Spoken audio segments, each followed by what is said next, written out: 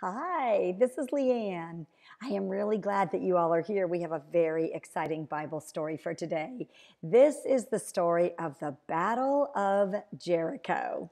You remember that God's people were promised that they could live in the promised land. And Joshua went and he spied around and he thought, yep, this is the promised land that we have been promised. And so Joshua got together all of his army and they decided to go into the promised land. What do you think they took with them? What do you think they took? Like, if you were going to get your army together and you were going to go take over another land, what would you take? What do you think soldiers would take? Um, they could take a gun. They could bring, oh, they could fly airplanes over. They could have those helicopters that armies use. They could bring a cannon.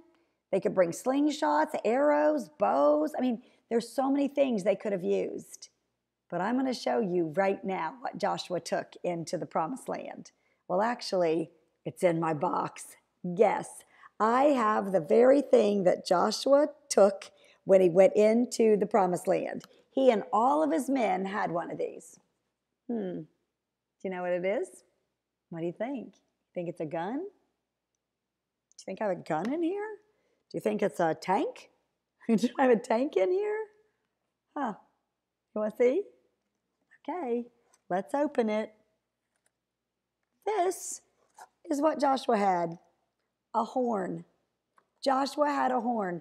God told Joshua, go to the walls of Jericho, march around 7 times and blow your horn. Doo, doo, doo. And it worked. You know what? Sometimes God tells us to do some crazy things. But when God tells us to do something, it works out. Do you ever have a time where God might tell you to do something? Like maybe you're at school and there's a new kid and God's like, go sit next to that new kid. And you think, why? Everybody might think I'm weird or maybe the new kid won't like me. But then you do it and you think, wow, God is really smart. And when I listen to God, I do some really great things because that new kid becomes your best friend. I want you to listen to God. Joshua listened to God and he did a crazy thing. He won the Battle of Jericho with a horn. I wonder what God will do for you if you listen to God. I bet God is calling you to do all kinds of amazing things, to be kind, to listen, to be friends with people that you never expected to be friends with, to learn new things like hard concepts in math or how to read. I bet God is calling you to do some amazing things.